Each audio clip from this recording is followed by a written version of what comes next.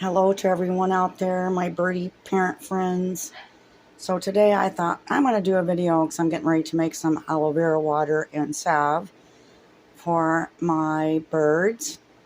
I just recently rehomed a Moluccan cockatoo that is plucked and has done some self-mutilation. And so I just got her this week, so we are working to help get her treated, and this is one of the treatments that I'll be doing with her. But this treatment can be used for regular bathing, when your bird goes through molting and they're all itchy. It can be used on where they have got themselves a little bit red from the plucking. So the one you hear in the background, that's my yellow-naped Amazon. She's quite the talker. So she's going to be talking throughout the whole video. So anyway, heads up on that. Okay, so what I do is I go out and I cut my aloe vera. And then when I'm outside, I do cut off all the stickies. And then I bring it in the house. And then I take scissors and I just slide it through. And you can also, use a knife, or sometimes I have long fingernails, so sometimes I can just like zip it right into half. So I zip it into half. Then after I get it in halves, then you let it soak. Aloe vera does have a toxin in it. It does have some poison, which the poison is yellow.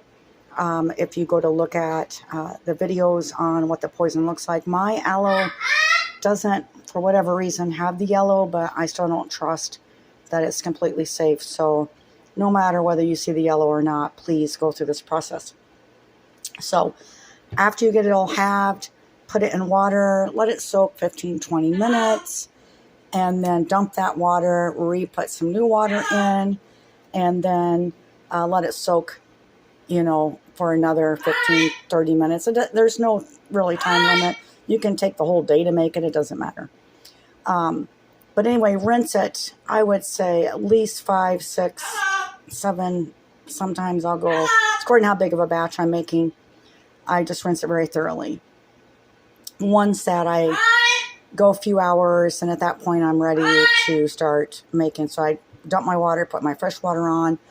Then I personally sit down at the couch with the television on and put on a good program while I work on my aloe vera. So I have long fingernails, and this is what I use. So I just take my fingernails and you just go through here and you just work the pulp. And then once it gets really, really slimy, then you just kind of rinse it into the water. And you keep doing that until you get it all the way down to where there's no pulp on the skin. And so now you can just throw the skin away once you get it through. So when I'm done with that and I have everything rinsed and my whole water is now really nice and slimy, then at that point I will take it and I will strain it. So here I have my strainer. It's an old strainer, but I put a coffee filter in there to capture all the pulp so that I can just get straight aloe vera water. Then I take the pulp and then I put that in my little bowl, and now I've got some salve. Now you can also use this on your own skin, so it's not only good for birds, it's good for us too. And so then once I get that, then I have my sprayer, which I highly recommend. This is an electric sprayer, which, I'm telling you what, is a game changer. I love, love, love this thing. I can't recommend it enough. It will save your hands from pumping, and you'll get straight spray. I very seldom have to charge it. It's crazy how long the charge lasts on it, but it lasts a long time. And then I spray my birds. And I put the aloe vera in the fridge after I get done. It'll last 3 to 5 days. And you can even add it to your tea. You can add it to whatever. You can just drink it straight. It's really good for you. It's very nutritional. You'll see it on the market. You can actually buy aloe water. And this is the process that they go through in order to make sure that it's good to drink. And so, of course, your bird is going to prune and they're going to clean themselves. And you have absolutely no concerns that this is being ingested by your bird. It's actually very healthy for your bird.